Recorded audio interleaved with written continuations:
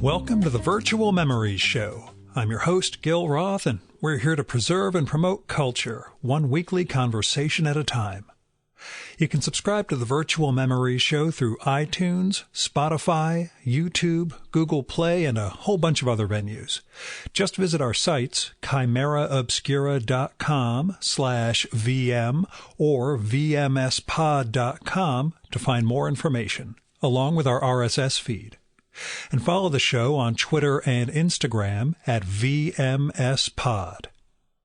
Well, I'm still on a bit of a roller coaster, emotionally or psychologically or however you want to call it.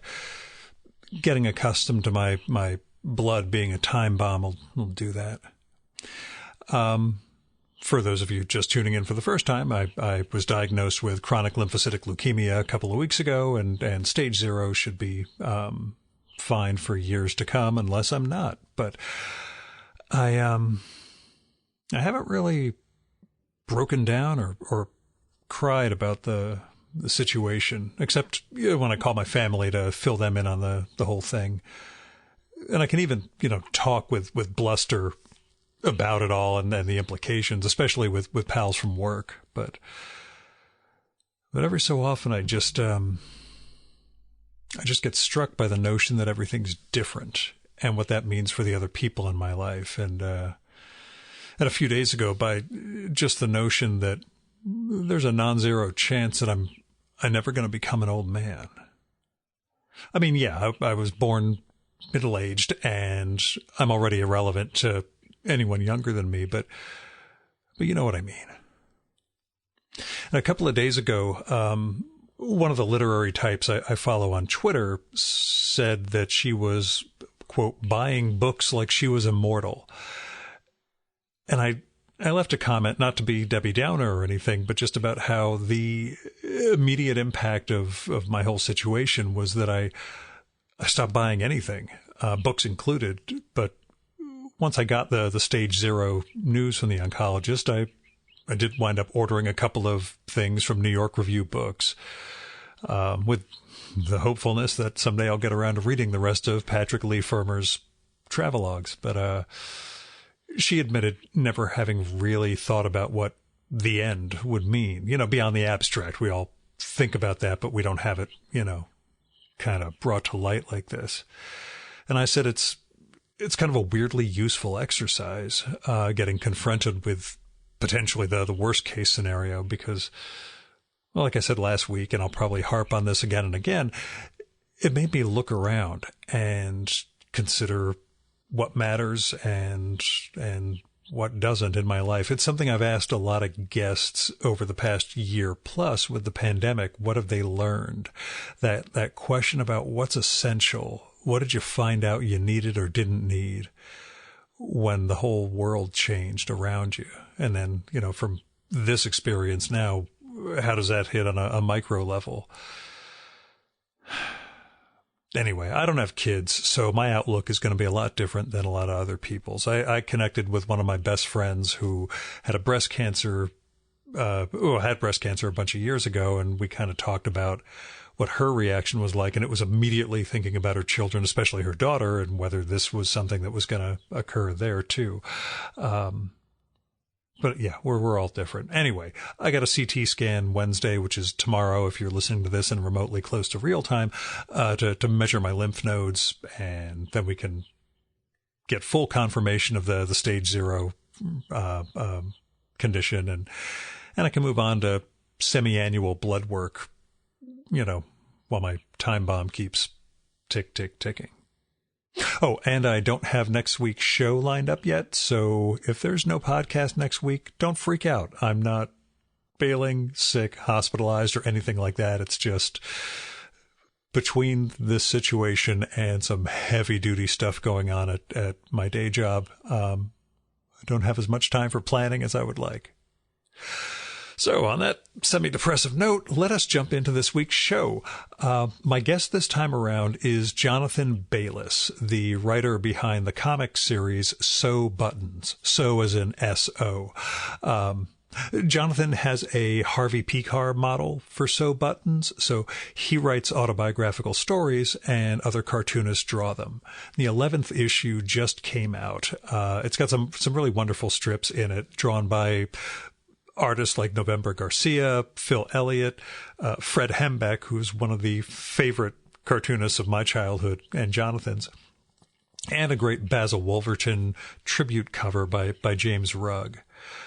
Jonathan's stories, they integrate his life, childhood memories, insane work experiences as he came up in comics and then other media, college travel, film criticism, the experience of being married to a stand-up comedian and everything that entails. She's Ophira Eisenberg, host of the soon-to-end NPR show Ask Me Another.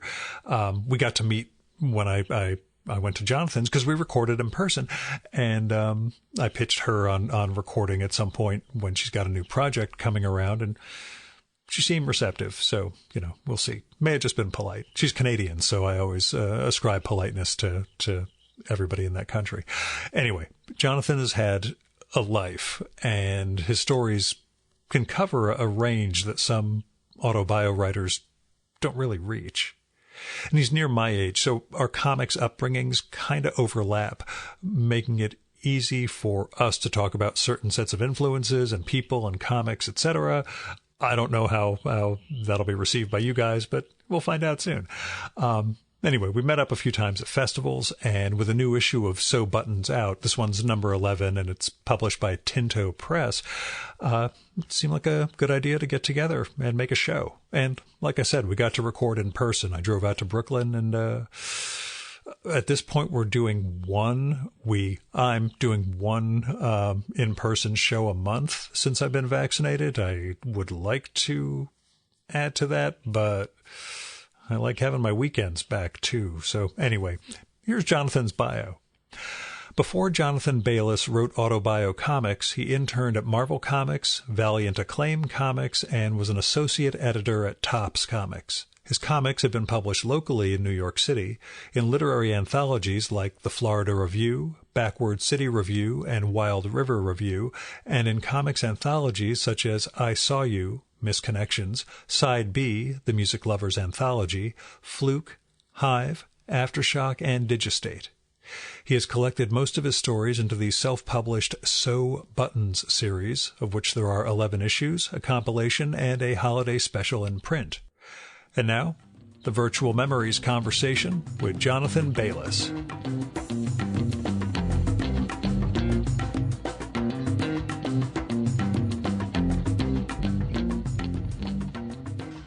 We may as well start with where comics started in your life. Not making them, but, what do you remember about your childhood with comics? So I'm born in the Bronx. Yeah. And, I used to go shopping with my mother. And I did not learn how to read through children's books from what I recall. My mom got me Spider-Man comics. And so it was from those comic books that I learned how to read. So that's where comics came in when I was 3 years old. I learned how to read at 3 years old. So that meant like that. Your visual sense came from Ross Andrew? Is that was it? No, that you're Richard Gil Kane, maybe? I remember it was a Marvel Tales, which was a reprint from Amazing Spider-Man, and it was the code came off, right? It was the Gil Kane drug issues. Ah, okay. So yeah, I remember that. I have this very distinct memory of it's because Gil Kane, he's got all those faces where you see. I'm looking up at your nostril right now. Underside of the nose. I was just going to say, we'll get the Gil Kane nostril. That's the Spider-Man of my youth, is Gil Kane drug issues. So there was those comics. I actually created a list that's on my computer of the first 20 or so comics. I just figured it out. It was, an issue of Flash. There was Jose Garcia Luis. Jose Luis Garcia Lopez, yeah. Superman with Solomon Grundy. There was Jack Kirby's Captain America 212, which I had Scioli do an homage to for So Buttons 5. So yeah, it was a lot. I mean, there was only DC and Marvel back then, and they all came off the newsstand. And I remember, we would visit my grandmother in the Catskills, and I would always be able to get a comic at the gas station. Yeah. Halfway going up there. So that's those are the earliest comic memories. And the point at which you wanted to, I would say, have a career in comics, which you subsequently aborted, but still managed to make something. I mean, for me, where comics became a thing that was real and made by people. So when I was after I left the Bronx when I was like 4 or 5, we moved to Westchester. In a town called Harrison. There's a terrible town. And next to Harrison is a town called Portchester. And in Portchester, Mort Walker rented a castle and put a comic museum in there. And I think when I was maybe, 12, 13, there was something called Marvel Day. And this editor from Marvel, I think he edited the Epic Line, a guy named Carl Potts, who also did Alien Legion, I think. He did Alien Legion, that is correct. Right. We're really, if we could get these things out of our friggin' heads, I think we could cure cancer, but we're stuck with all the comics trivia in the world. I see him. He's bought So Buttons at Mocha. Yeah. I was like, Carl Potts. I was like, you're one of the reasons I'm in comics. And I'm so sorry. It's crazy. So he was in the paper. It was like, local Mamaroneck man at Comic Book Day. So I went to the comic museum, and I'd never been there before, and it's super cool because it was this castle thing. And Carl was there. Louise and Walt Simonson were there. Chris Claremont was there, and June Brigman, who was drawing Power Pack at the time. Yeah. And, there's like I have these photos. Like I have a photo of me sitting next to Walt Simonson as he's drawing me a Beta Ray Bill. I took pictures with, Wheezy and Chris. And then, and then 30 years later, I would see, because Chris Claremont, he doesn't live far from here. He's in Brooklyn, I think. Simonson lives like 15 minutes away from me. Oh, really? Yeah. Yeah, it's one of those things. When I first pitched him, I was like, wait a second, you're close. You live there? Oh, shoot, I can do that and not have to go into the city. That's, so we'll see. It's like I went home and I found those photos, and Patrick Stewart was on my wife's radio show, and Chris was there, and I was like, Chris, you won't remember this, but blah, blah, blah, blah, blah, blah. So now, I'll bump into him every once in a while, and like he'll know me as like, oh yeah, he's the comics kid, but he's Ophira's husband and whatever. But like, it was just, I realized that they were made by human beings, right? And so like that was 13. And then I went to college. I went to NYU for film and film school, and I originally went because I wanted to be a horror movie makeup artist, but there was no like makeup program at NYU, so I fell into editing. But I never wanted to be a director, and I was just not part of that crew of people that wanted to be directors, which was everybody else. I mean, it was like 128 of us. 3 of us didn't want to be directors, and I was one of those. But like like my friend Eli Roth, he became a big horror movie filmmaker. And the Bear Jew. Yeah. Bear Jew, the greatest role in film history. You get to shoot Hitler in the face many times. Yeah. I love that. As I think I've pointed out, I've said it on the show before, I did go to the opening day matinee of Inglourious Basterds just so I get a 6-hour jump on watching Jews scalp Nazis. That was great. Yeah. But again, so I understand it's problematic and blah blah blah, and I've had debates about this with people, but really, it was a good experience. Yeah, it's great. I love Tarantino, and I don't know if I mentioned this in an email, but I went to my premiere Tarantino experience is I saw Pulp Fiction at the New York Film Festival when I was in college. Yeah. And there's this moment where, and one of these days I'll do a comic about it, but there's a moment where, Mia is, she's foaming at the mouth, she's overdosing, whatever, and then like someone's got to stab adrenaline through her heart, and a guy has a seizure in the theater. They stop the movie, they cart the guy out, And they come back, and I think Danny DeVito comes out and goes, everything's okay. He produced it. Yeah. Everything's okay. Rewind it back. It's okay. And so, and they rewind it back a little bit. And so we've all had this, I love these, shared film moments. Yeah. So we've all just seen this medical thing happen, and then they press play on the projector, and sure enough, stab right through the heart. Everybody goes, ah, like in the theater, and Pulp Fiction was like, everyone edgy and indie film, loved Reservoir Dogs, especially at NYU. But Pulp Fiction, as everyone knows now, was like that was a thing. This is my thing too. I was in grad school down in Annapolis at the time, and Reservoir Dogs had come out while I was in college, and I was the early forerunner on that one because I went to go see it when I was home during Christmas or Thanksgiving break or spring break, whatever. Came back and told everyone, holy shit, we need to watch this movie. So you get to Pulp Fiction coming out. Friend of ours, I was living down in Annapolis then in grad school. Friend of ours who was a projectionist at the multiplex says, we got the Tarantino film in. Come in at midnight. Oh, get out. Before we premiere it the next day. It'll just be us. Oh, that's great. So it's literally me, Mitch, and Hayden, and our friend, and we get a 2-hour, 45-minute movie. We're leaving the place at 3 o'clock in the morning with, just heads completely blown up, and like, okay, no one else has seen this movie within like 100 miles of us. We're the only guys who know this is coming, and yeah, it was better than a dude having a seizure in the middle of it. But yeah, definitely. Yeah. I mean, you ruined the movie. Just totally ruined it. But I mean, it was like before, that was like the moment where Quentin was just about to like blow up to this insane height, but he was still a nerdy film guy that day. And, like the next day was Ed Wood, and we went to see Ed Wood, and Quentin came in with us. Like, we all just came at the same time, and I was like, we just saw your movie last night. I was like, it was pretty fucking cool, And he's like, oh, thank you. He goes, I'm really excited for Tim Burton. The way he's frantic and whatever, and that's Tim Burton's best movie, I think. Yeah, Ed Wood is I'm with you on masterpiece. With your army of atomic Superman. Oh, sorry, go on. Yeah. But anyway, yes. But you went into... Well, you ended up coming out with editing. So that was right. That was film school. But I got sick of film school, and I moved to London for half a year. Did that like semester abroad thing. And I remember living in this comic shop that was down the street from me, and it was called Skinny Malinks. And it happened to be owned by a guy from Brooklyn. So I was like, oh, it's a home away from home kind of a thing that I get this piece of New York down the street from me in Lewisham in southeast London.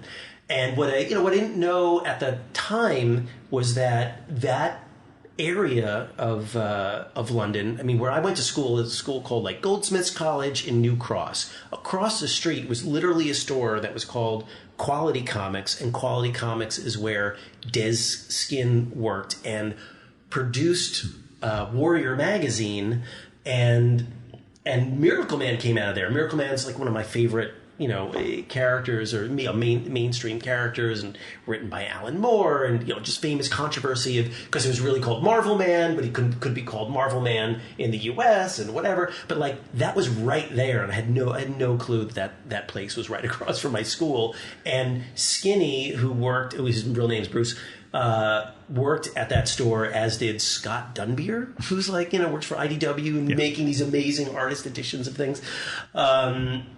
He opened the shop in Lewisham, and that was my shop. And in that shop, I discovered indie comics. Like I didn't really, everything I knew was, DC and Marvel. I mean, as edgy as for us, alternative was like Grendel and Mage, and like that was our idea of alternative, was still superhero-y or fantasy stuff. Right. It just didn't have a Marvel or DC label on it. Exactly. Yeah. The Kamiko stuff was the Elementals. It was Bill William.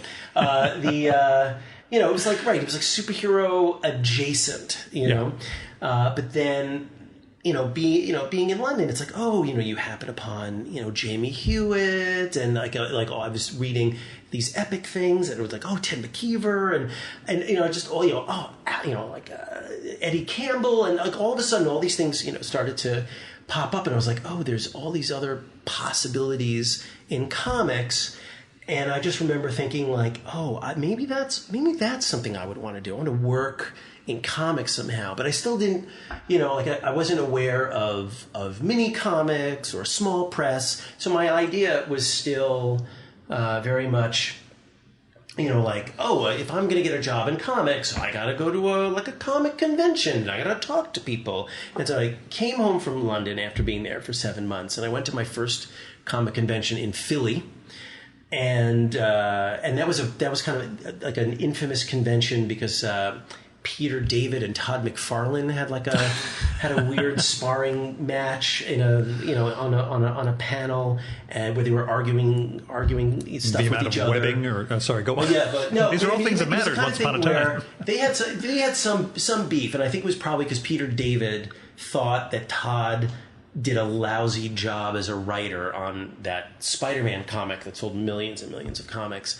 And Todd was probably arguing the artist's side of that. Well, like, people are coming for the art, and I'm giving them the art. And I just remember Todd. It was like Rocky for him. He came with a boombox.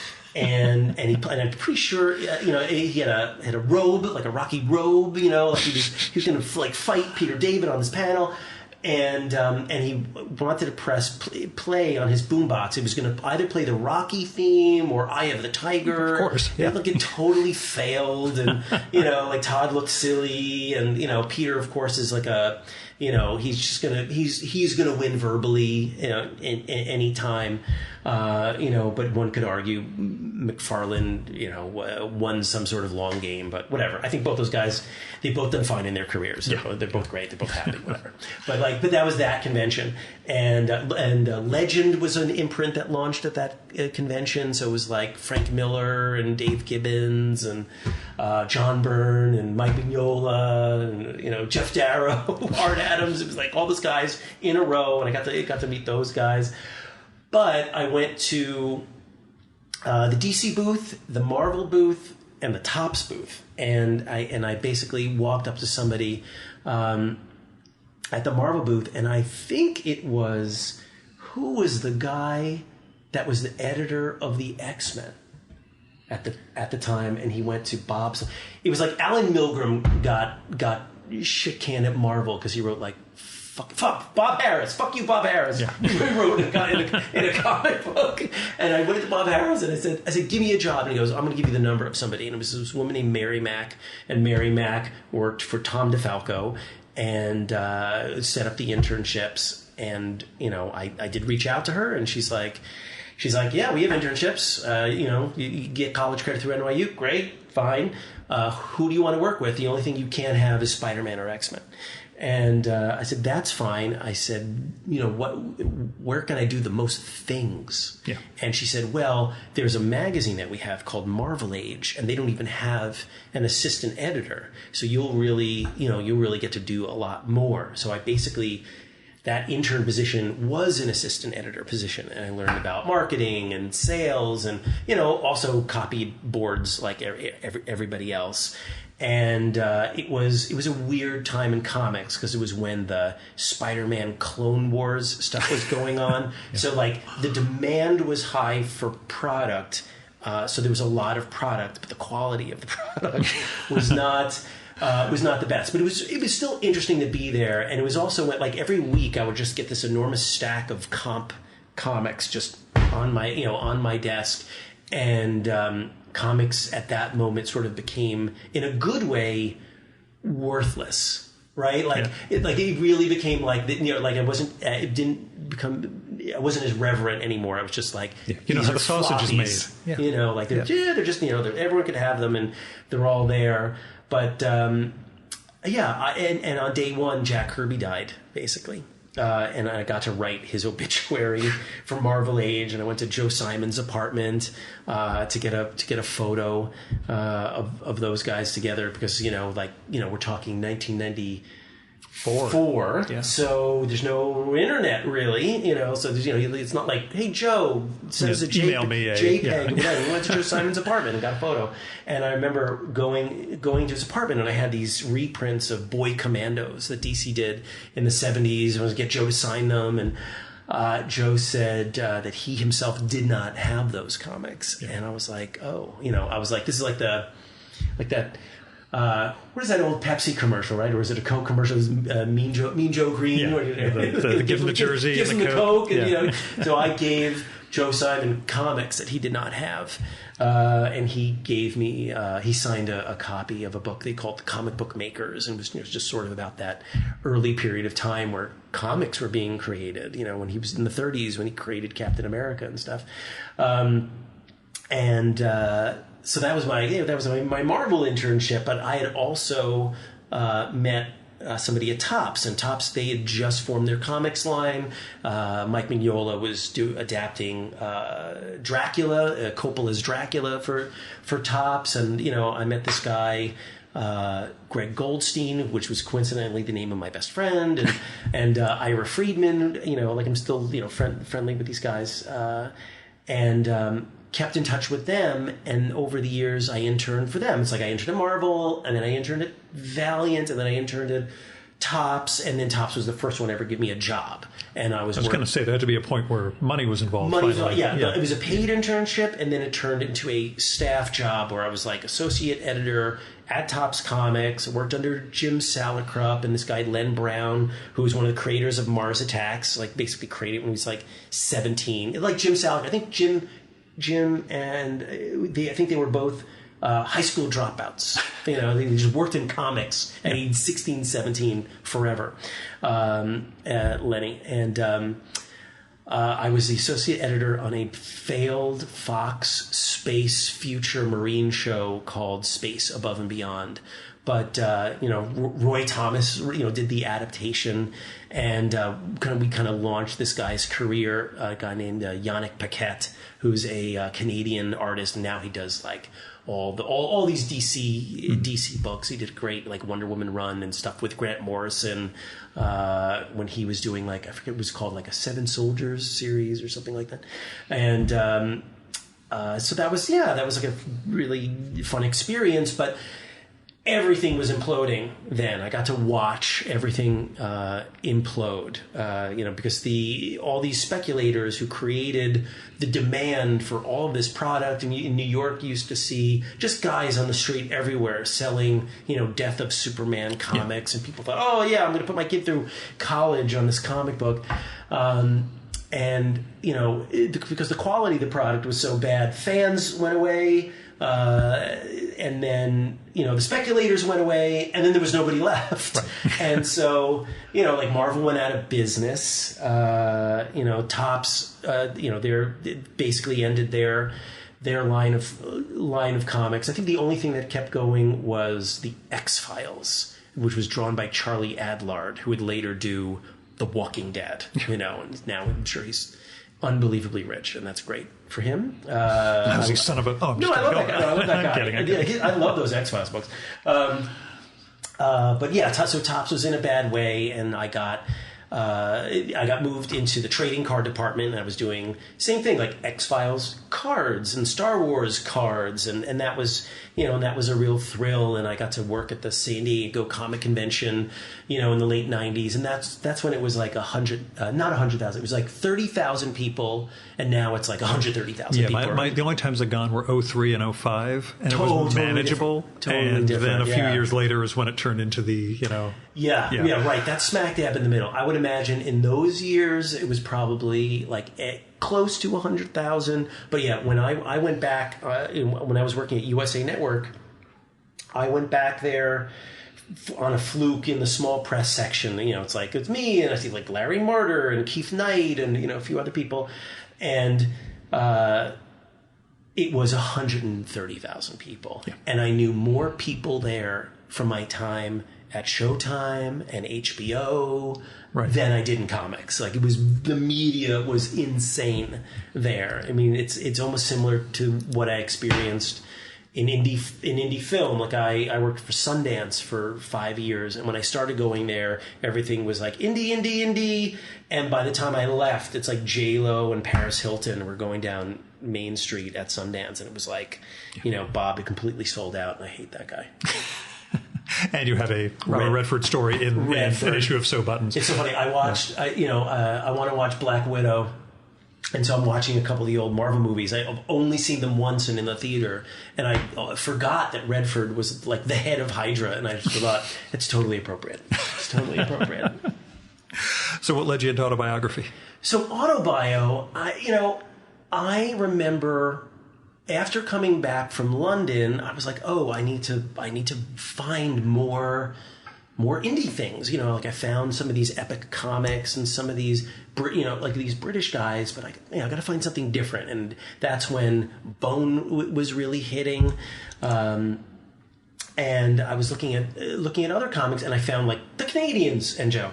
It was like, Chester Brown and Seth and Joe Matt. And there was something about those that really hit me. And I was like, oh, I really feel like maybe I could do that. And then somewhere along the line, I found Picard, and I go, that's the model. I go, because I can't draw, and I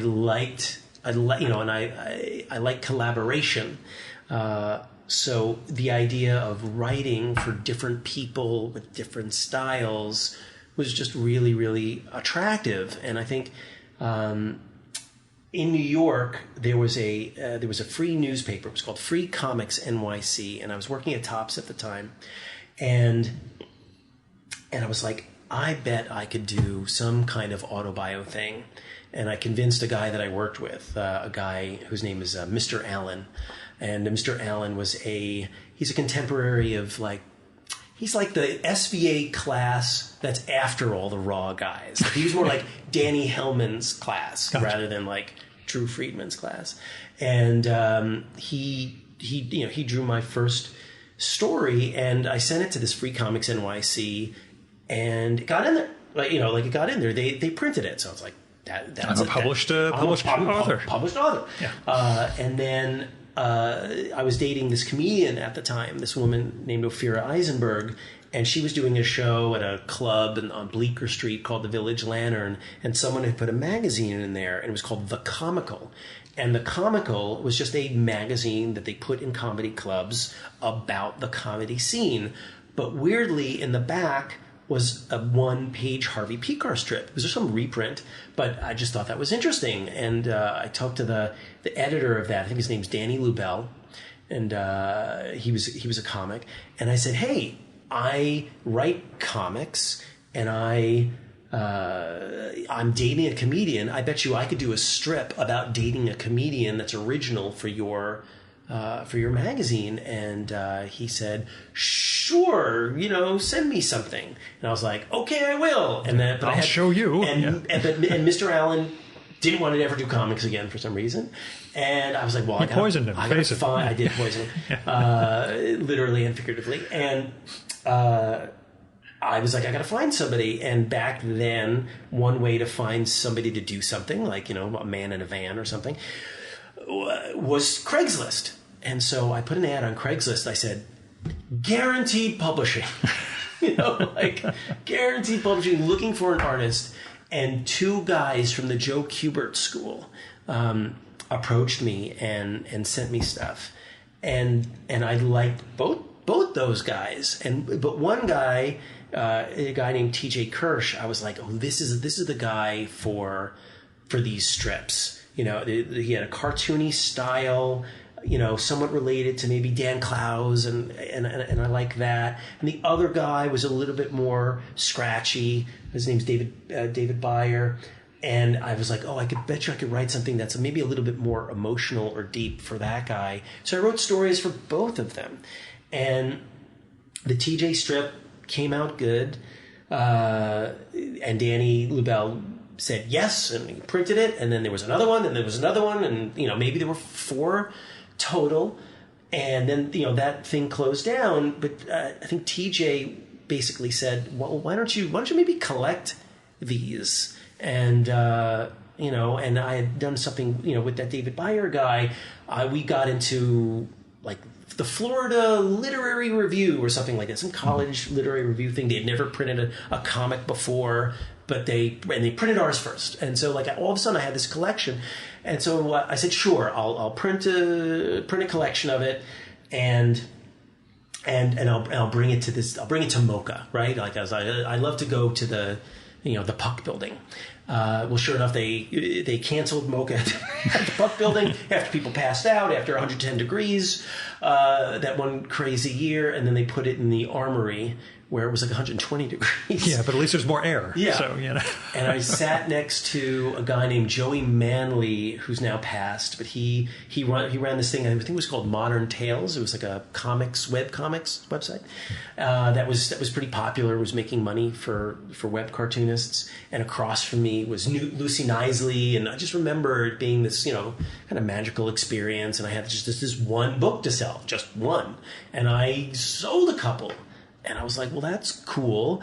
And I had a couple of strips that didn't fit into the issue. So I was like, all right, well, maybe I'll write another couple strips and I'll put that into another one. And maybe that'll be it. Like, I didn't really think this is going to be an ongoing thing that I would just do forever. I just thought like, oh, I made a check mark, did a comic, I'm done, right? Like list. I thought, like that's what it might be. But then, other things, other anthologies were popping up, and there were some fictional things. And I, like I said, like I originally wanted to be a horror movie makeup guy, and there was these horror anthologies. So I wrote a couple of horror stories and got accepted into those. So then I was like, all right. So then I did So Buttons 2, and then So Buttons 3 became this horror themed issue, and I did 2 fictionals and one autobio, and like it just kept going. And then I was like, you know what, I'm going to write every idea that I possibly have down for a period of time and send them to and offer them to as many different people, because it's really only working with maybe two or three artists tops. And I was like, I really want to expand this. And so issue 4 might still be my longest issue, but I got more artists, and there might be like a dozen stories in there, and that So Buttons 4 is where it started to be like, oh, this is what I want to do. Yeah. And I just kept going, and I was like, well, and I would go to these conventions, and I would sell the books, and I'd buy tons of mini comics. And anytime I saw someone that was cool, brand new, I'd be like, hey, do you want to draw a story? Because I'm going to pay you money, right? Like that was that was the thing. I pay that, almost since the very beginning, I've paid everybody that I've ever worked with, which I think is a rarity. Super. Well, I mean, it is. I mean, it's unfortunate that it's a rarity, but I think it's really important. I just think, like I was like, I had a job. I had a regular job at HBO doing promos, and I wasn't rich by any means, but like I surely had enough to give somebody's first paid comics gig for $50 a page. That's indie comics rich. That's still. Well, yeah. I mean, and 10 years ago. But that was super important to me, and I think, like I always think, like what is my place in comics or this scene, and I always feel like I don't really have one. I mean, that's my insecurity, because I think I think everyone that was in comics or starting in comics when I started was 10 years younger than me, and I think they were all self-sustaining creators. Like I remember, I'm pretty sure I approached every single artist in Pizza Island to do a So Button strip. And they're all just too good and too busy and too big already. It's like sure, Kate Beaton. Like she's got time. Yeah, she's got to sit down. Julia Wirtz, Lisa Hannibal. I mean, all these guys. They're so amazing, and I love them. And I think Lucy Knisley was really the only one I think to even respond and gave me a price that was real. That was really like, Baylis, I don't want to do your comics. So I'm going to give you like this fuck you price, and I couldn't afford the fuck you price, but I really just tried to always find new people to do these things, in addition to continuing to hire the people that were there at the beginning. Like TJ has been in every single issue of So Buttons, and he just asked me right now, he wants to do a collection of our strips that we've done together, but wants me to draw the intro. So I'll draw my first comic. I'm getting tutoring from Rick Parker. Well, I'll tell you, I started drawing a few months ago for the first time in my life and discovered, if you're going to draw yourself as a tree, I've got advice for you. But otherwise, I have no clue when it comes to human faces or anything like that. But I had this idea because I had hired TJ from the Kubert School, and he wrote that, the intro that he wrote for me to draw was about being at the Kubert School and I had this idea that I would emulate Joe Kubert's style. Yeah, that's a great idea. And, it's like, I don't think I could do Joe Kubert's style when he was 15 years old and doing comics, So, you draw yourself as Sergeant Rock running through. I think, I don't know who I would emulate. I think it'll just be, be stick figure-y and embarrassing, but... there is no embarrassment. That's been my lesson of recent years. There is nothing that's embarrassing. Yeah. We bring it on ourselves, but really... Sure. Yeah. It's although I'm getting there. Maybe I'm rounding 50, so maybe that was my thing. Turned 50 a few months ago. Realized there's not a whole lot I need to prove to anybody. Right. But when it comes to pitching artists, what goes into it, I guess, along the lines of both explaining to them what So Buttons is, but also talking about what that collaboration is going to entail. So when it first started, I think TJ was a big help in this because I was like, I need another artist, and he would send me other people from the Kubert School or people that he's worked with, but often, what I'll do is I'll see somebody else's mini comic.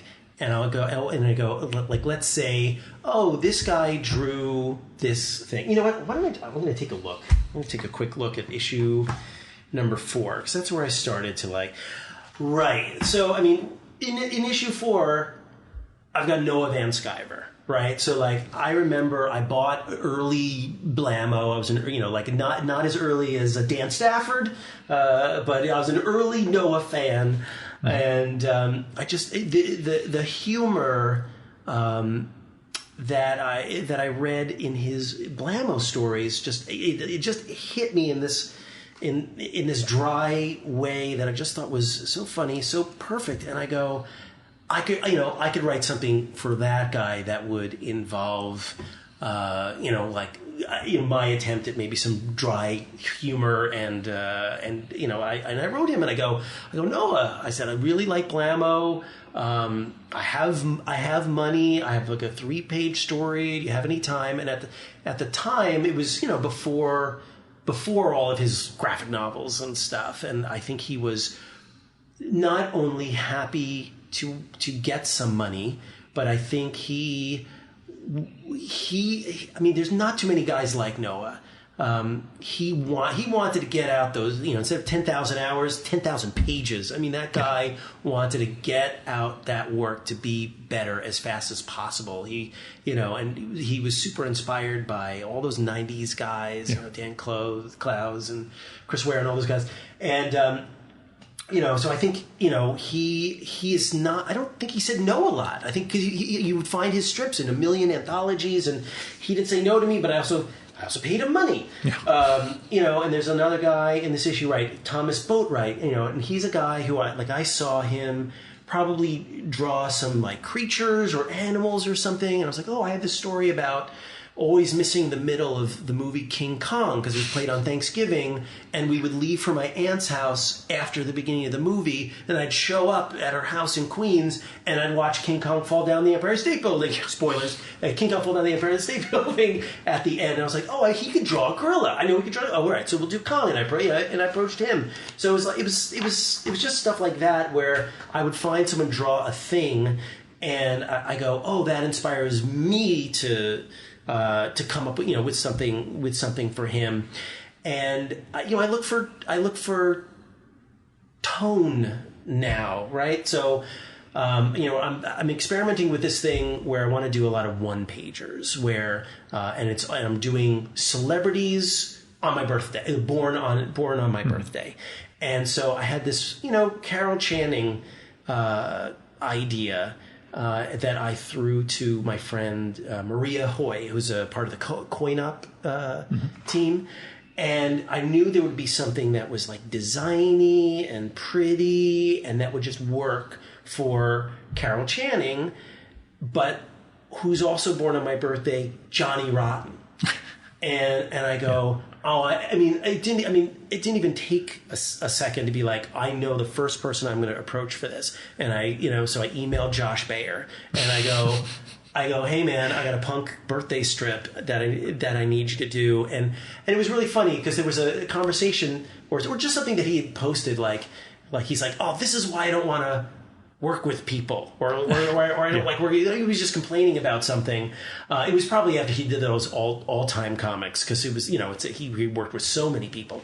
But he's like, oh, I'm not going to do that anymore. And I remember writing him being like, oh, I thought I was just about to approach you. And he goes, oh no, I would work with you, Baylis. Yeah. I'm just saying in general. Yeah. And so I was like, all right, I got a Johnny Rotten strip. I want you to draw.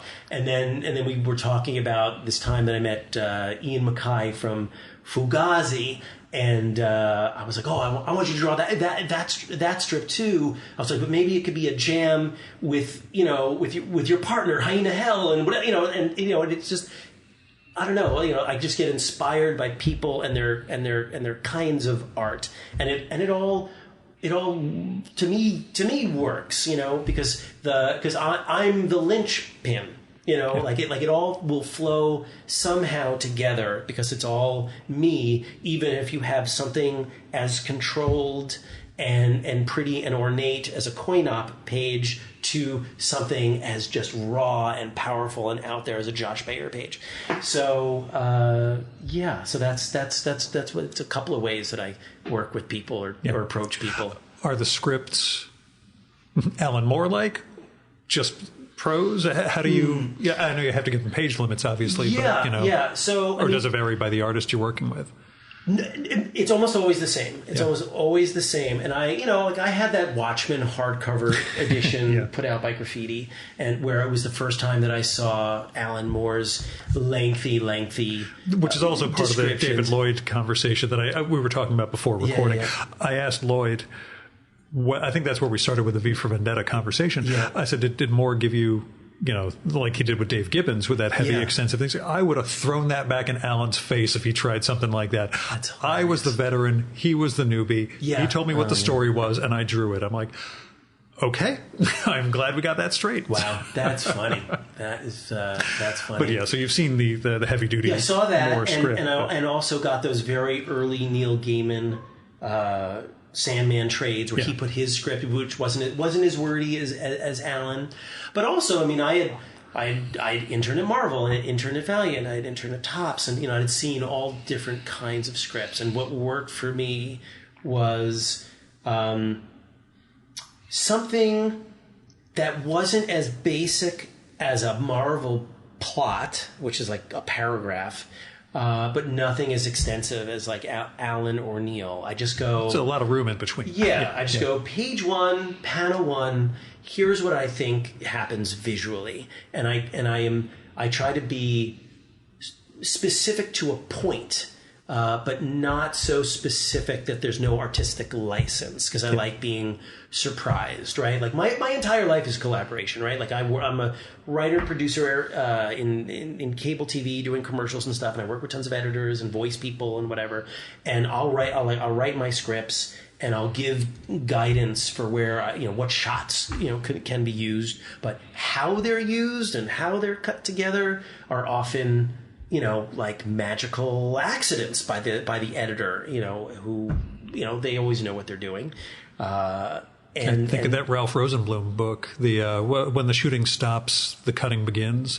Have you ever read that? I have not read gosh. that. Does it talk about a specific movie? Well, Annie Hall. Right, exactly. No, I know the story. He cut another one also, not Minnie and Moskowitz, but something... Cassavetes? Cassavetes or Lumet? I forget who he did, but it was another one where he really goes into... This is the raw material that was there, and this is, how we figured out how to shape it into something. Annie Hall, famously saved by the editing. Which raises the question. As is Star Wars, right? Marsha Lucas, she thought Taxi Driver was going to be the bigger hit. Did you ever hear the Spielberg early screening story? when Lucas brought like all of the Wunderkind in to show an early. Oh yeah, I've heard little things. The effects weren't there, right. And everything looked like crap, and everybody's like, "Oh my god, I can't believe George is going to do this. This is terrible." Spielberg gets up. That will be the biggest movie of all time, and just said, "It's all here. We just need to add stuff." But it raises. But De Palma, shortened the crawl. Yeah. But the question I have then is, what did the background in editing teach you about storytelling from the NYU years and beyond that? Do you see aspects? I know that's cinematic storytelling, but how much does that play into what you would ultimately make in comics? That's a good question, right? Because I think with my editing, I'm and specifically even promo editing, right? So I mean, like I started Sew Buttons when I was. People don't use this term as much anymore for obvious reasons. A predator, as a producer editor. I was doing. It's not a Me Too episode of the show, please. Exactly. I was doing rough cuts, of like my Sopranos and Deadwood promos, at my desk. I would watch hours of footage for a 30-second promo. So, a lot of how my brain works is about reducing things to their essence. And so the idea of taking this life moment and reducing it to a number of panels and images, I mean, they just go hand in hand. Like, I don't know that it was. I'm sure not conscious. But I was going to say it was not conscious. It was not conscious. It's just it's what I do already in one form, and I'm just doing it in another form. And like a couple of years ago, Comics Journal, asked a bunch of people to write like what their favorite comics of the year were, and I was like, it's a miracle that anybody at Comics Journal knows who I am. But I was. My favorite mini comic of that year was a mini comic, and I would call it a perfect mini comic. It was called Wash Day, and it was just, Jamila Rouser wrote it, and Robin Smith drew it, and it's just this comic about basically a woman washing her hair, and it was, you could take a deep breath and read that mini comic, and there wasn't a ton of words, but there was just something about the time spent luxuriating in panels. And it's the opposite of what I do. It's probably why I loved it so much, because it's so different from what I do. Because, I mean, I will do the thing, it's sort of like the Scott McCloud theory thing where you go like, here's one panel, here's another the perspective panel, changes to this, and this is the transition. Like years happen, between that panel, and I will do that. And because I think that's also just how my brain works a lot. It skips around quite a bit with my memories, and so my comics are. I think there's a lot squished into these pages. Like I think there's a few stories in there in my books that like they could have been a single full issue, and I could have allowed for more time and figured out how to not use captions and just only pictures and dialogue tell the tale. But it's not what I've done. It's not what I've done. Not yet. Not yet. Where do you feel you're growing in terms of storytelling? So, I think what I didn't know about Sew Buttons when I started it, I just didn't know that it was going to go on. I didn't know where it was going to go. And a bunch of years ago, I put together a collection of like the first 7 issues. And I was like, well, let me curate this a little bit. I'm going to not include this story, not include that story. These stories kind of go together. These stories kind of go together. These stories kind of go together. And I realized that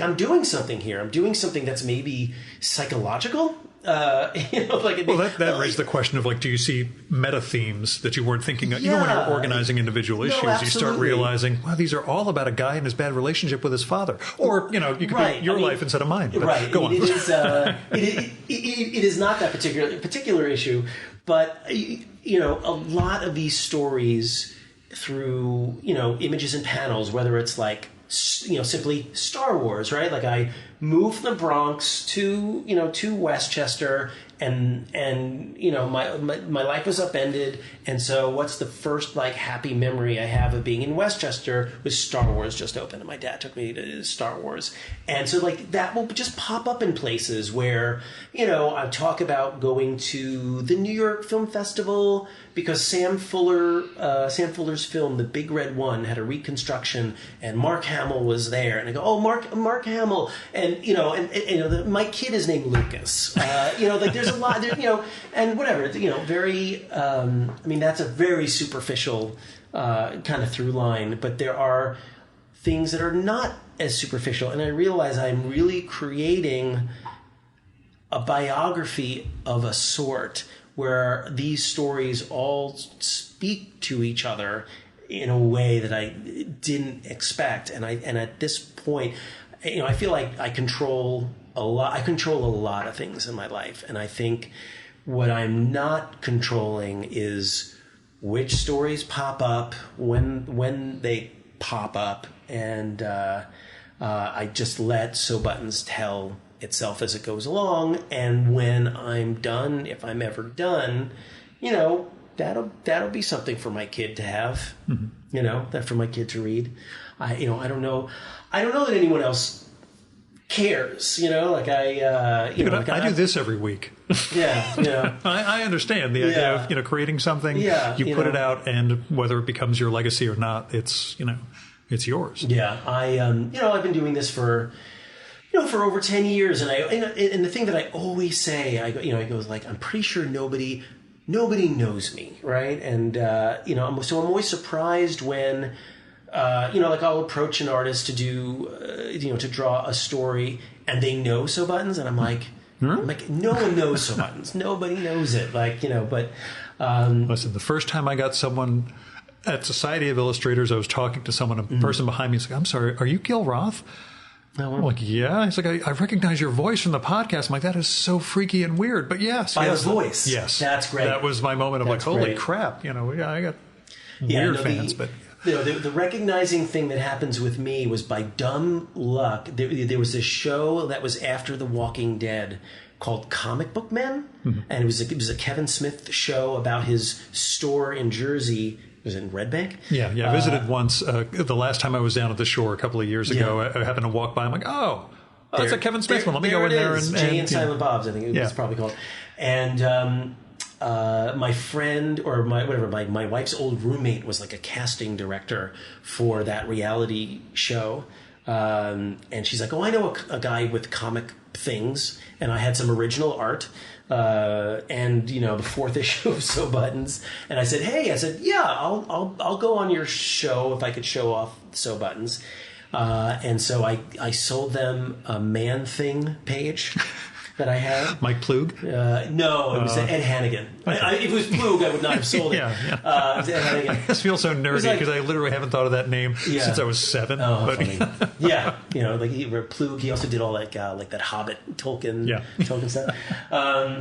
But and they talked about my comic on television, and so every once in a while, like at least one person at a convention, they'll go like, were you on Comic Book Men? Which is weird, and I think it's weird because the show's been long canceled, and I was on the second episode, but that might be the reason why people have seen it, because if you're going to watch it and you watch it from the beginning, I'm right there in episode 2. Yeah.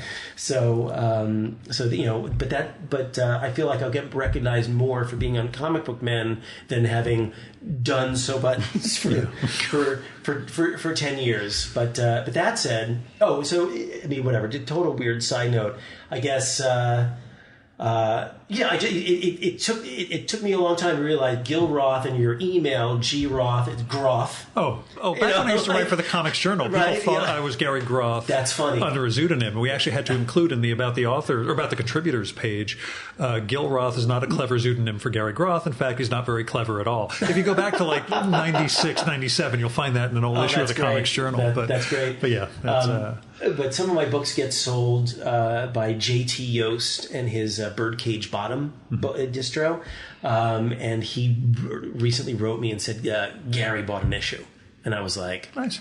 I don't know what that means, but give him all the issues. Yeah, don't make him pay. It's all right. Just give it all of them, all the issues. But let me ask, when it comes to autobio, are there areas that are off limits? When I talked with Durf, or Durf talked about it years ago, that like his autobio he started working in autobio after getting married and other life things. So he's like, my wife did not sign up to be an autobiographical cartoonist subject.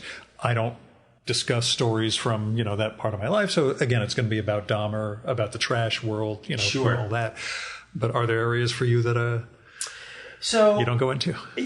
Knowing that your wife is probably going to tell these stories on stage. On the second date with my wife, she said, look, you're dating a comedian and you will get into the act. And if it's funny, it stays. Yeah. And, and I only had a veto once.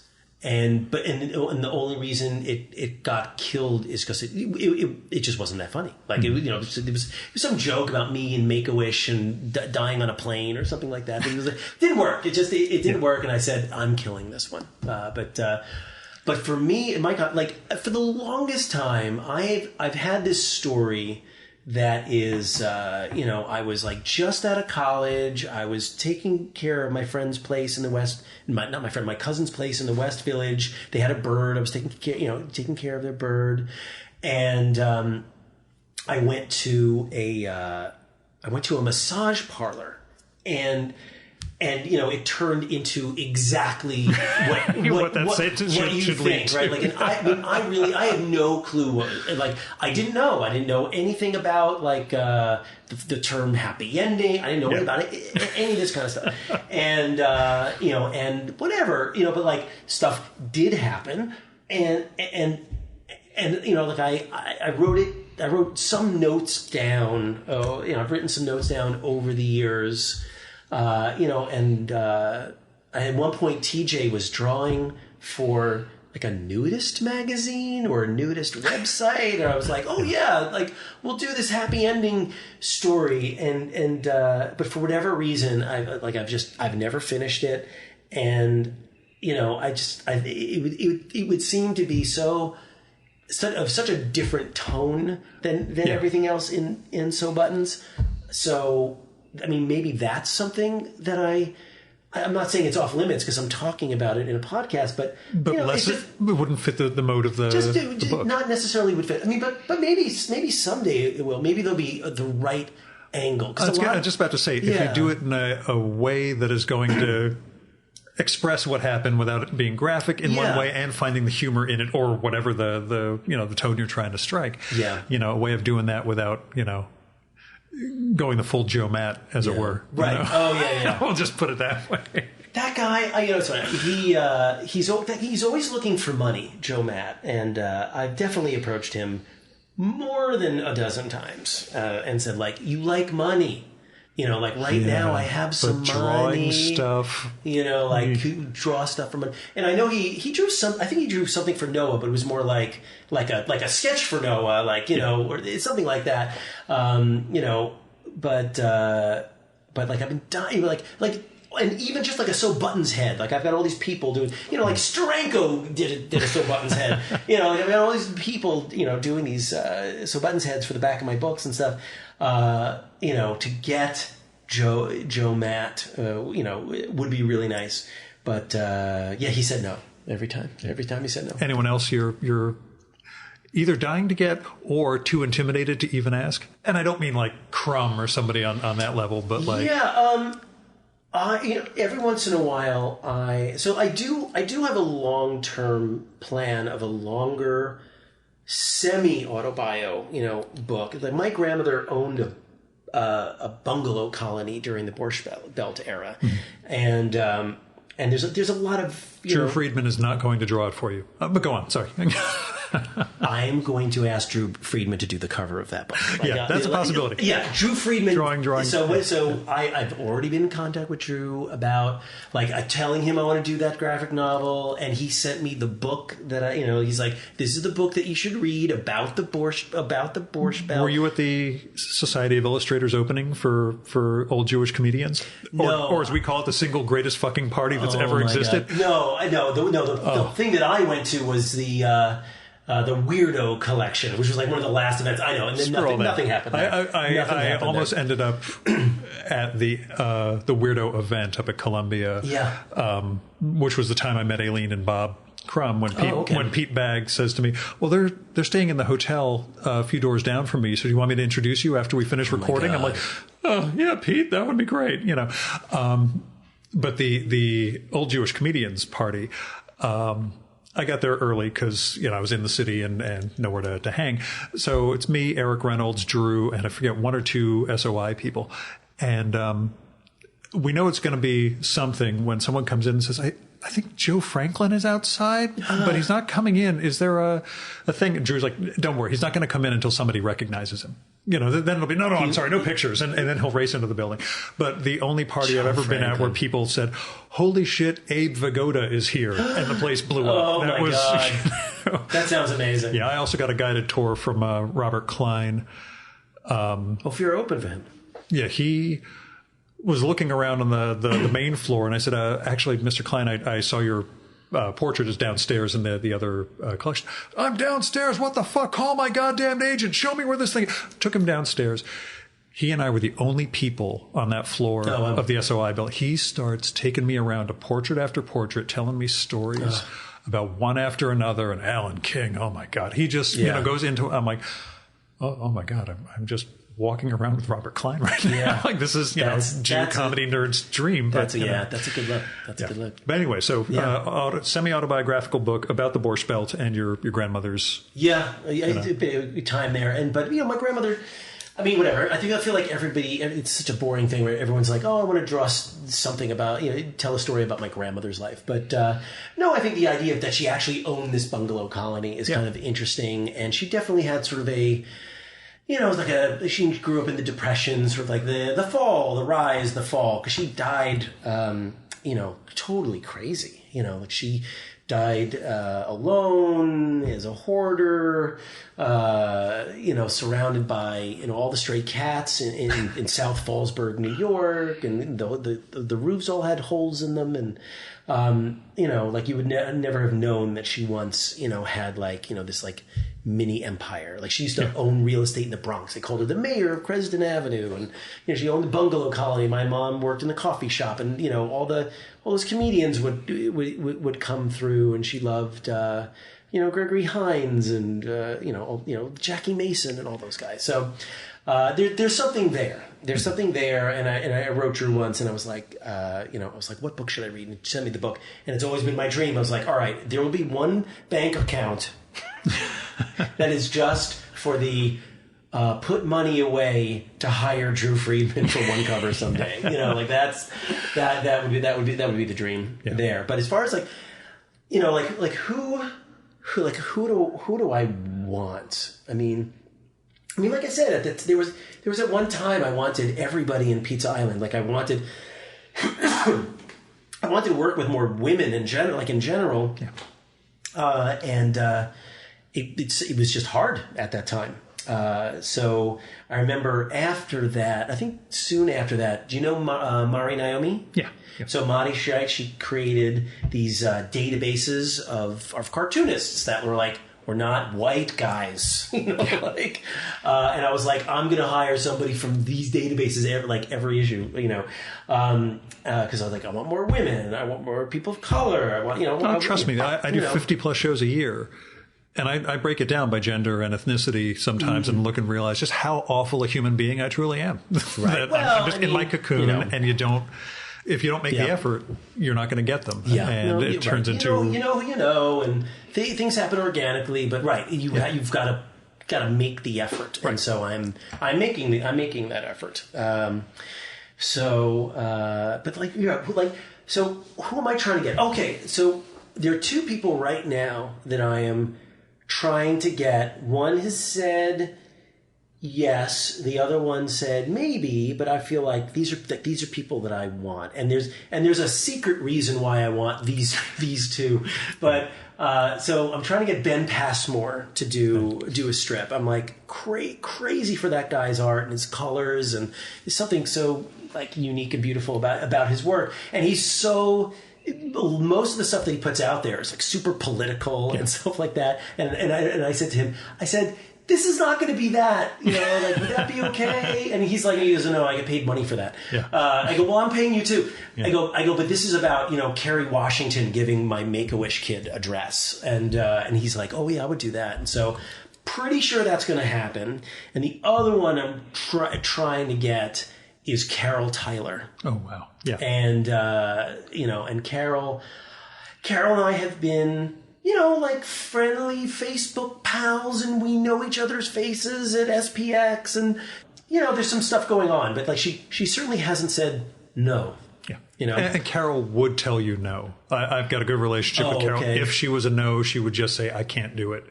Yeah, she hasn't said that. She said, like, consider yourself, potentially. Okay, in the all right, I'll accept that. Yeah. Who I would be afraid to ask to do something? Maybe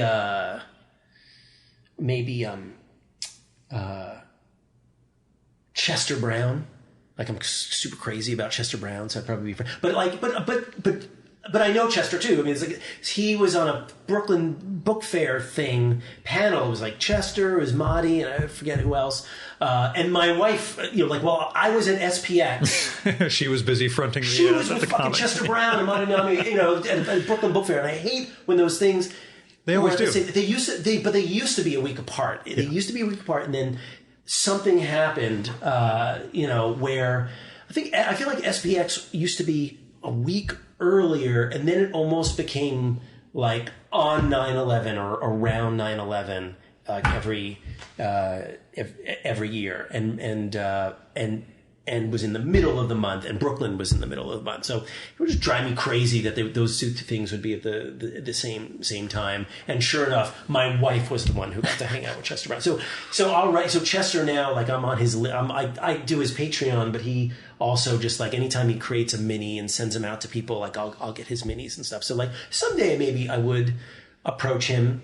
As I age, I mean, like, to ask.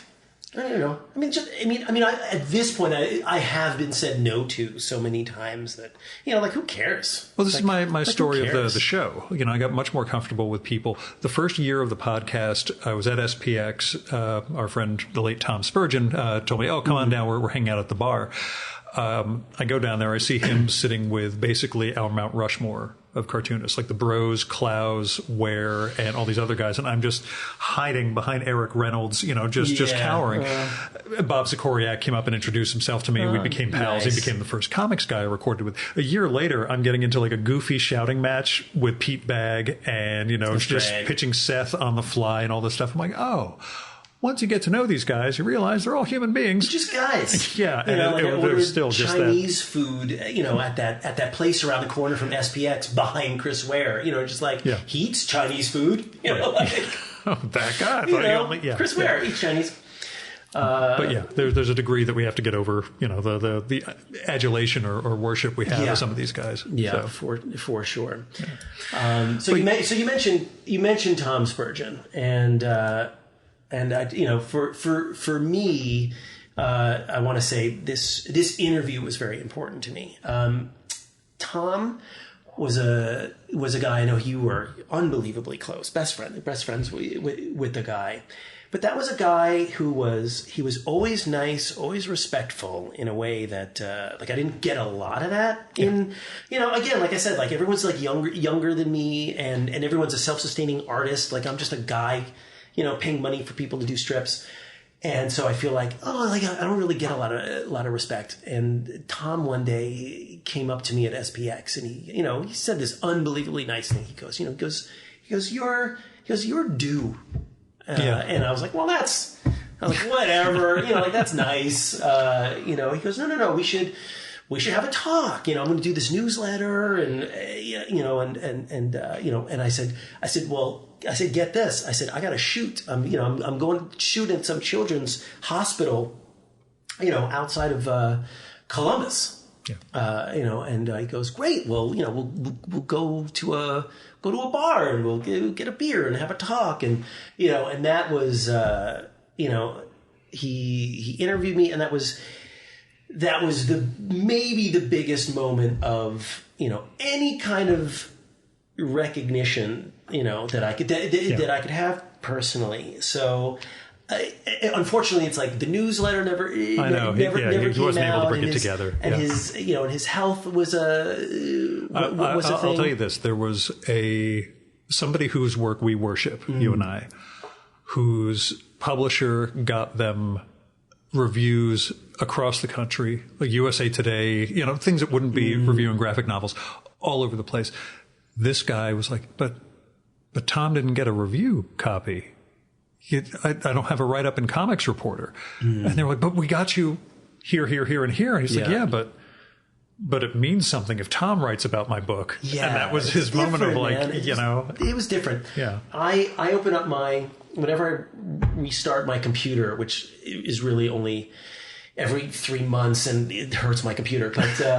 But I'll launch Chrome, and I still have these tabs that pop up, and it's still the Comics Reporter pops up, and I like to see Tom there. And I remember my last memory, or like decent memory with Tom. I saw him at the 2019 SPX, but I want to say but we didn't have a moment, just a conversation at the booth or whatever. But the year before was that year where Carol was hosting the Ignatzes. And then afterwards, and Tom didn't even go. Oh, no, he had to go out to dinner the night of the Ignatzes. That was our thing every year, to get away and not be there for the Ignatzes. Not be there. So after the Ignatzes, he was there in the bar, and it was him, and he was sitting, it was Maria Hoy was there, Roz Chast was there, and because Maria was there, she's like, oh, sit down. And, I looked at Tom, and Tom was like, oh, yeah. So I sat down, and I told Tom what happened at the Ignatzes that year. And, and it was just an interesting time. And then Carol showed up to our table, after. And so it was just a thing, that I was like a part of some kind of moment where I got to be in both of the places. Like I was at the Ignatzes, and I was like, and I was with Tom afterwards. And I just remember that being just kind of a special thing because it at least in my mind, like there's a significant moment that happened there that is still there's reverberations. And I just I miss that guy too. Yeah. I miss that guy too. Yeah. We've talked about the irony that there has not been a comic show since his death. That it happened to coincide with the pandemic, and so the entire. What's that amazing pin? Did you make that pin? No, that was who made that pin? Pitzer. Chris Pitzer made the pin. He got the pin based on the Sam Henderson drawing. Yeah, Sammy did that. Spurge Pot. But the idea that I've been thankful for the pandemic for that one thing, that I haven't gone to a comics festival and not seen him. Yeah, and just that moment of meerkatting over everybody to see the other 6 foot something guy who I'm like, I'm never going to see Tom at one of these things again. But we haven't had one in a year and a half. So I there's a part of me that goes, they canceled SPX too soon. No, I've worked with the hotel. I know. For my own day job stuff. I do an event down there. It's really tough, and they wrote about it in the cancellation, the insurance and things that are tied into it. If they held, especially with the concentration of people you have to have at SPX, it's just not feasible. I'm having a 50 to 75 person event at the same hotel around early October. but that's we'll be downstairs in the amphitheater and people are more spread out and I'm going to have vaccination certificates from everybody because we're in pharma. Yeah. But when they said that, I'm like, I understand. You can't have 800 people cramming into that ballroom when you don't know everybody's status. And I know it's tough. But I thought we were so close though. I was like, oh my God, we're going to hit that 70% number, but haven't really quite hit it. And that's only one dose. That's not two doses. Yeah, I know. And Columbus, they're going to do CXC in person. In person? Yeah, there's going to be in person as well as virtual. That's October. Yeah, it's the same thing. It's like very end of September. Let's see what happens with the Delta variant. Oh, I know. But you can do that a little more effectively with CXC because it's more spread out in the library and everything. And they're going to celebrate Tom and start the Spurgeon Award. But it's just the weird aspects of, especially with the life in comics, the people you build these long-term relationships, whether they're, people you actually gotten to know or just people whose work you follow, especially for someone who's autobiographical, the things you think you know about people versus, encountering them for real. Yeah. Yeah, it's a weird trip. So you mentioned Noah having a kid or having a kid soon. Yeah. Tell me about parenthood. And tell me about how it affected your Sew Buttons has slowed down. Not a ton though. Yeah. Not a ton. I mean, my goal every year is to have some kind of new thing for SPX. I consider SPX my home show, even though I'm from New York. I consider SPX my home show because I did it. Been doing it 12 years in a row. It's a lot of years. And my heart is with that show more than Mocha, more than Cab, whatever. I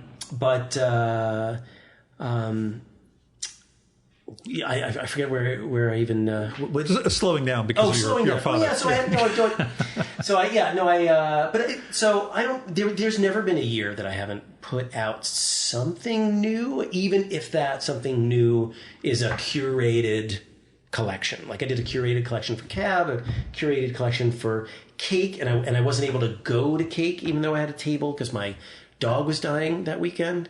Not much of a slowdown, but Lucas has certainly started to enter Sew Buttons stories. I think probably like almost anything that I try, TJ does it first, right? So TJ did a strip with Lucas, and then Summer Pierre did a few, and I had one that I've been trying to get Summer to do for a while, but some company called Fanagraphics is giving her more money than me, so probably not much more, but you might get up on the back end. Sorry, go on. Yeah. But so he's entered the stories in Parenthood. I was working at USA Network for 8 years, and a few months, so a month after I came back from paternity leave, I got let go, which sucked. But it was the cable industry, and it was just sort of the beginning of the end for cable.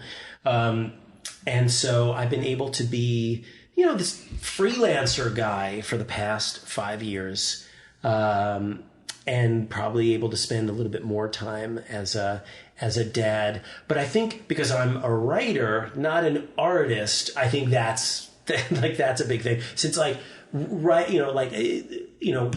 will take me a shorter period to write will take a much longer period to draw. And since I'm not drawing them, I'm still able to keep Sew Buttons moving. So there has not been a slowdown, and this issue, sure enough, is I wrote during the pandemic and had it made during the pandemic, and I got some pretty cool people in the new one. I know November Garcia, I feel like she's having a really cool moment right now in comics, and I know she likes to drink, and I like to drink. So I wrote a drinking Scotch story for her, and I wanted to finally write about that time in London. And randomly, a few years ago, when I did this collection, Phil Elliott, who, was one of the UK grandfathers, right? I mean, like him and Eddie Campbell and Gravett, and he was coloring one of my favorite guys, Paul Grist, and I was like, oh, maybe he could color, maybe he could use a couple of bucks, maybe he could color some of these stories that I have that are only in black and white. So Buttons, for a long time now, it was almost full color. But in the beginning, there were some black and white stories. So I asked Phil if he would color them, and he said yes. And then one day, Phil said, he goes, when are you going to ask me to draw a So Buttons story? I thought you'd be insulted. And I was like, I'll write you one today. Like, I've been wanting to do a story about my time in England. I was like, it's yours. And so I wrote that for him, and he's in this issue, and that's, I think, I don't know. It's like, do indie people know who Phil Elliott is of this generation? Probably not. But but that story I told you about SPX. But to me, that's a huge deal. Yeah, to get Phil. But that SPX moment I was telling you about with Tom, where I'm sitting there with our Mount Rushmore, a bunch of young cartoonists came walking in right past the table, just kept going. They don't know who Jaime is. Yeah, and at that moment I'm like, without these guys sitting at this table, you don't exist. Like your whole market isn't there. Which I think it was a year or so later. I think it was a year later. I was in the green room. Drew Friedman shoved me into the green room, where the only people there were Warren, who runs SPX. Sure, lovely. Linda Barry, Tom Tomorrow, Dan Perkins. Sure. And Jules Pfeiffer. Jules Pfeiffer. And I'm just like, I'm just going to get a bagel and hide on the other side of the room.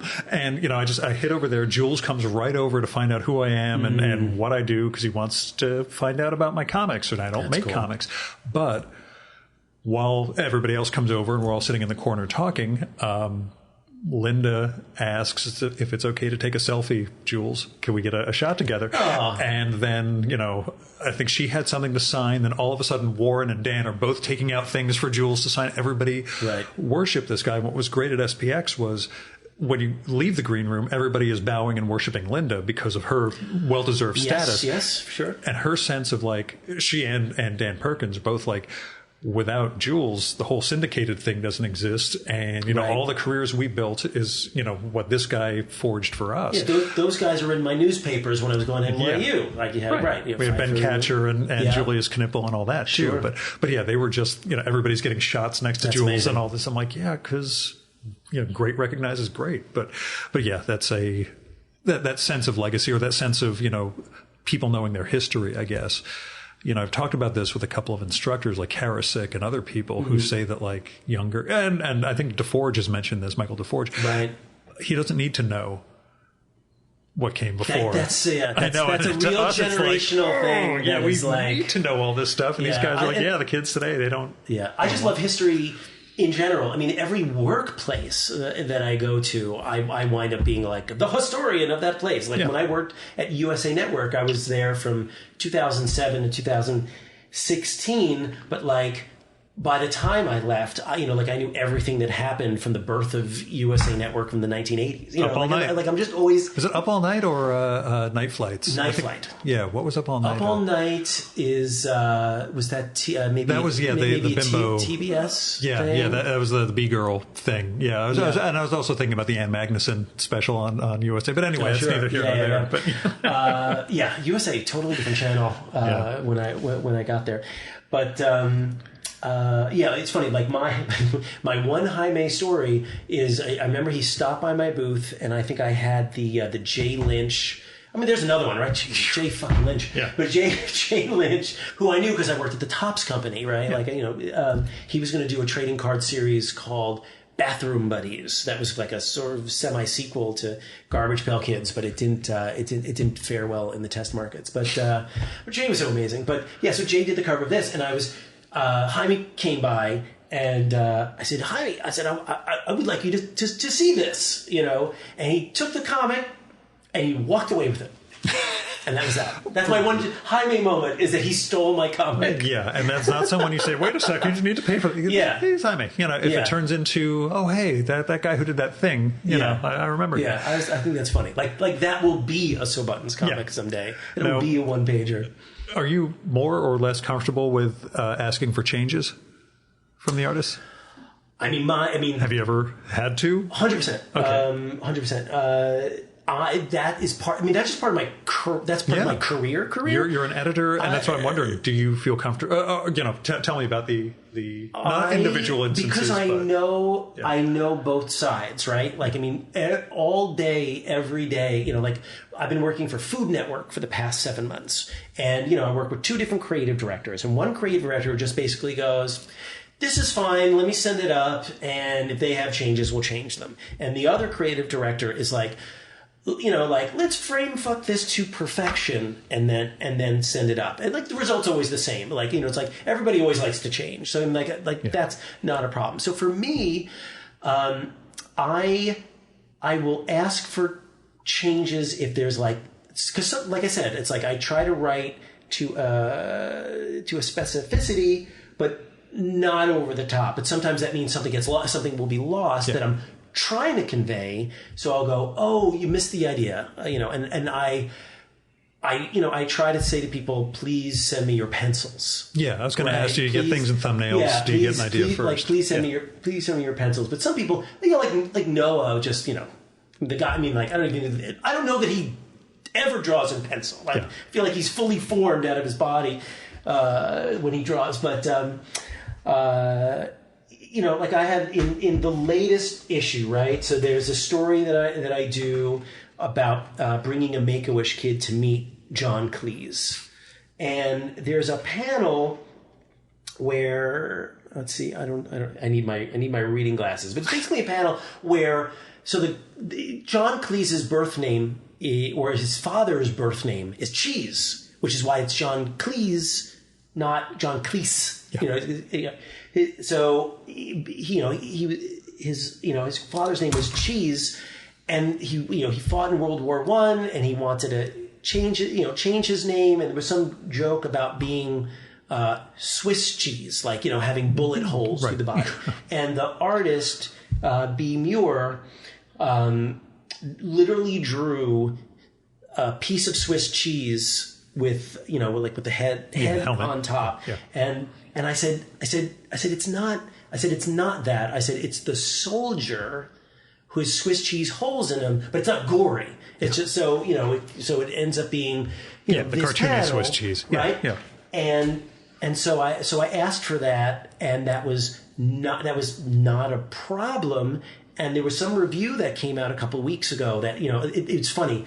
This happened to become like a very Anglo issue, right? Yeah. Like as it talks about Scotland whiskey, and it talks about my time in London, and B. Muir is an artist from the UK, and there were a couple of UK reviewers, and they know B. Muir's art, which I didn't. I just found him on one of Mari's databases, and I was just like, I like that art. I will want that art for the story. And they talked about how much they liked. They're like, oh, the highlight of the issue is this piece drawn by B. Muir, and they put a couple of panels, and one of those panels was that panel that I asked for the change. And I feel like there's that's why collaboration can be magic. Because sometimes, if you are willing to work with each other on things, you can make it better than if you just did it yourself. So that's why, I don't have a problem asking for changes. But there are some people who are prickly. There's prickly about it, and they can say no. And in my mind, I tend to go, they're the artist.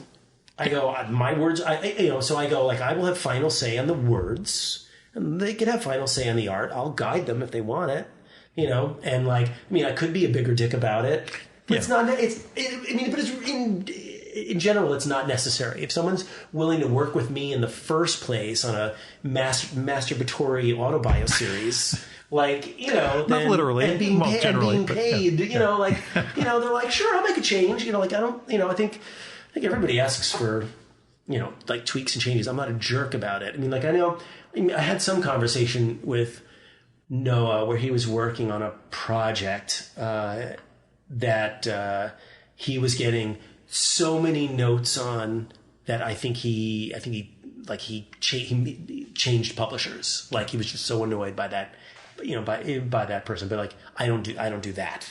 I'm not like that. Like I guys know how to tweak things, I'm sure. Like I think in general, Noah likes to do black and white, not always color. And there's this one story early on that we did together that was Schindler's List related, and I said I wanted to add some color in there, and he's like, "Well, no, because it's like a black and white movie." And I go, "But in the movie itself, Spielberg uses this motif to follow this girl in a red in a red jacket." And I said, I want to splash of red. I just want this little bit of red in that story, and it made sense. And he was like, "Okay, yeah." So I don't know. It's you quote Spielberg, you're okay. Yeah, I'm not Spielberg, but Anyway. Because I've got a from a past episode, an instance where Otto Penzler, who the publisher of Penzler Press, owner of Mysterious Bookshop, got a submission from Joyce Carol Oates of a novel that was just terrible, and he didn't know how to. And they knew each other for a million years, and he didn't know how to tell her. And eventually, the agent calls, and he's like, I can't. These are all the things that are wrong with it, and I just can't tell her. And so the agent tells her, and then like 6 weeks later, a revised one comes back. It's perfect and fixes everything that Otto had a problem with. Oh, wow. But yes, that was his moment of like, I'm going to tell Joyce Carol Oates it's a bad book. Right. Well, but I can't put it out, but I can't, Yeah. So. I mean, that's almost literally, so like one of my favorite stories, right? It's like my first internship story, and I asked Fred Hembeck to draw it. Like that was probably the first time where I was like, I'm asking somebody big, right? Like when Fred Hembeck and I connected on Facebook back when I had a Facebook account, that was also a holy shit, it's Fred Hembeck, much like the holy shit, it's Abe Vigoda moment at a party. But yeah, so you got Fred. So I got Fred to do my first internship story at Marvel, and that particular story is about how Kirby died. And we wanted to do a Kirby tribute cover on Marvel Age. So we, John Romita, who was the art director of Marvel at the time, we got him to do a cover that we were going to send to Joe Sinnott up in Saugerties. And he penciled this cover, and I just remember getting the board, and I looked at it, and I was like, the physics is wrong with Thor's hammer. And I go, oh, there's something wrong there. So my editor, Steve Saffel, he goes, well, go tell John to change it. I'm like 20-year-old intern or whatever. And I go, I'm not going to tell John Romita to change things. He goes, oh, no, it'll be fine. And so I remember, going up to him and like stuttering and being like, you see the thing with the swing of the hammer, whatever. And then he like takes out an eraser, and you're like, John fucking Romita is taking an eraser. He's erasing stuff, like don't erase. But then he changed it and he made it even better. And even John Romita can make a mistake. That's part of the realization. And happy to collaborate and listen and, and so, so I'm not, there's literally only one time where I didn't use the art from somebody. I have 3 or 4 episodes that will never air. Oh, really? Yeah, and I'll tell you about them off mic. That's funny. But one guy who, he's a friend of a friend. He was doing these little, panel cartoons on bar napkins, and I thought, oh, that's really lovely and quaint. I said, I bet you if I get him to do 6 of those and make a comic, like I bet you that'll work. Yeah. And so he did it, and it didn't work. So it didn't make the issue, and I had TJ draw it. I'll actually give you another Tom Spurgeon story related to that. We're at SPX a million years ago, and the Comics Journal was doing 20 years of Scott McCloud's Understanding Comics. So Tom had a bunch of the submissions with him, and James Sturm was there. Sturm had done a pastiche of McCloud's style for his critique of Understanding Comics in, the full McCloud iconographic way. And Tom gets another one from some other cartoonist who was, quote unquote, doing a comics rebuttal also. and it's literally just panel after panel of a talking head, reciting everything. And Tom shows Jim, who he says, yeah, that's and then just walked away. Literally that was that moment. I'm like, yeah, you don't know what you're going to get from, when Jim Sturm says, I'm going to do a comics critique of understanding comics, that it's going to be a thought out thing, as opposed to here's some text that I'm going to fluff out into X number of pages by having a little repeating figure saying it. There's only so many times you could do the Harvey P. Kardane story. Yeah, which again, which I did. you wedged in there, but But tell me what comes next. I mean, you mentioned the potential long form piece, but So I had my first gig in the sort of like the film and TV industry was I was an intern for an indie film company called October Films, and they released films like Breaking the Waves and Topsy Turvy, and they did a couple really cool films in the 90s. But like all these small companies in the 90s, they all got bought out by bigger companies. Like Universal bought out October, Polygram, and Gramercy, like all at the same time. But I was an intern there, and there were like three bigwigs, and one of them was a guy named John Schmidt, and I think he was more like the CFO of the of the whole thing. So that was 1998, I think. Yeah, 1998, and flash forward. 30 years later, Ophira, she tells a storytelling show, or hosts a storytelling show for the Nantucket Film Festival, like every year for the past, half dozen years or so. And because of the pandemic, like everything's pretty loosey-goosey on that island now. But they're still doing events outdoors, just to be a little extra safe. And so they did it at the house of a guy. They, set up a stage there in the backyard and the chairs and everything. And the guys whose house it was the guy that I interned for 30 years ago.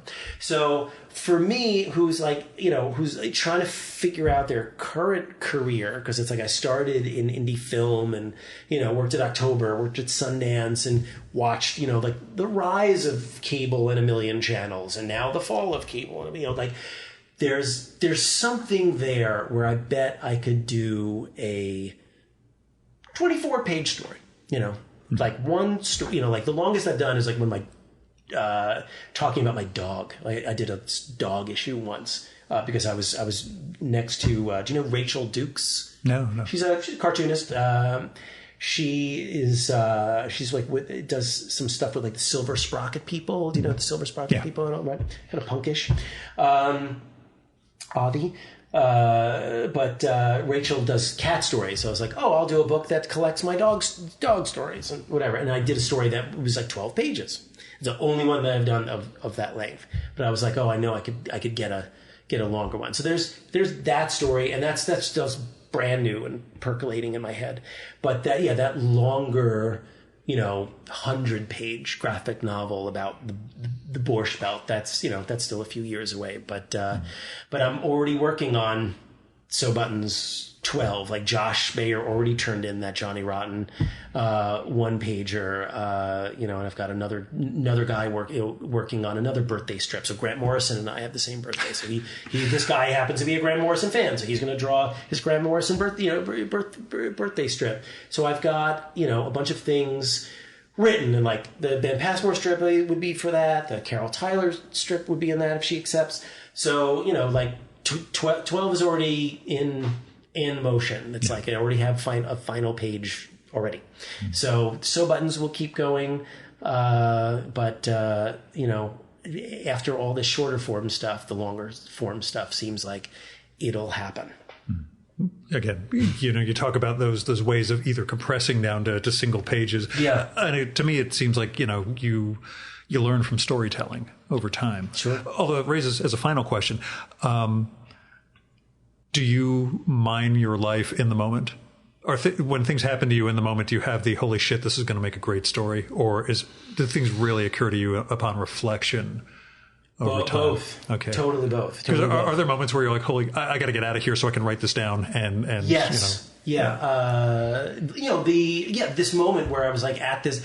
So, because the story about being at John Schmidt's house in Nantucket is about how I was an intern on day one, but the end, on the last page, we are equals at a dinner table talking about movies, right?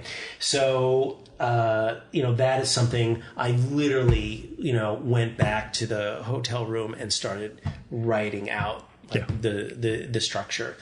Other times it'll be, I walk by something in the street and I see somebody that looks like somebody else, and then all of a sudden that the story happens, and and I'll write about it, and there are those stories that you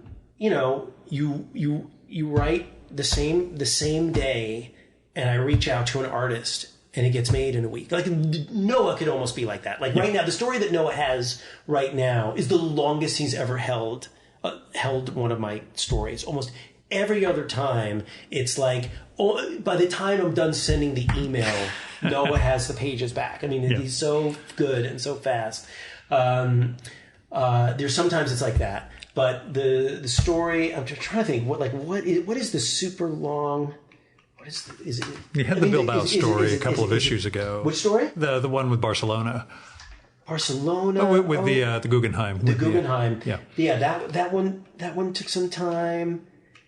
I mean, there are times where stories will take 10 years. I know there's a couple of stories that took 10 years. I'm trying to just literally flip through my books. But, the one, so I had Noah do the riff on the Harvey P. Court name story, right? And so it's because my dad is, my dad's name is Carl Emmett Baylis, and his cousin's name was Carl Emmett Baylis. And my dad's little Carl, cousin was Big Carl. Big Carl passed away, and we were at his funeral, and all of a sudden I'm sitting in the funeral and I'm going, what's in a name? And I go, oh my God, I'm about to finally. I'm reliving my P-Car moment. Because it's like, of course, the easiest thing for anybody to say, and it's not an insult at all. The easiest thing for anybody to say is that what I'm doing is like P-Car, right? Because that is what the model is. I'm the writer, other people are artists. That's P-Car. But no jazz criticism, but it's okay. Right. Yeah. But the fact that I just finally went for it and said, I'm doing that story, but in my name or Carl Baylis's name. I wrote that right after that funeral, and Noah did it like that. So, I'm trying to think what is the there's one story I know that it just took forever. What is that story? I can't think of it. Oh, no, this is the story. It's absolutely the story. So in So Buttons 7, there's this story where, I talk about how, like when I was a kid, I would say, a sissy for number one, and what did I say? Doo-doo? Dee-dee? I would say, I'm going to make a Dee-dee. That was a number 2. And I said that in my first grade class, and everyone laughed at me, and, that was the whole thing. And, that's a sort of like I have a couple of stories that are like, and this is where all the bullying came from, right? Like that, and so that's one of those stories. And it just took forever to make it right. But, the very first panel is me on a Topps Superman trading card, right? And, part of the things that reveal themselves in So Buttons, right? Because, yes, I've got a Topps trading card in there. But in my latest book, I talk about how I worked at Topps, and there's just all of these kind of touch points in a life. I don't even realize I'm doing it because it's just my life, but they are really, I think, made clear when you look at all of the issues. So at some point, a curated collection will make, I think, a lot of sense and would be, I don't know, good for some other reader. That's not me. Make it the So Buttons omnibus. Yeah, exactly. So I'm hoping we'll see another issue next year. Yes, for sure. We'll actually see each other at a festival. Yes, maybe. SPX, for sure. We'll keep our fingers crossed. Yeah. And Jonathan, thanks so much for coming on. Thank you, Gil. Thank you.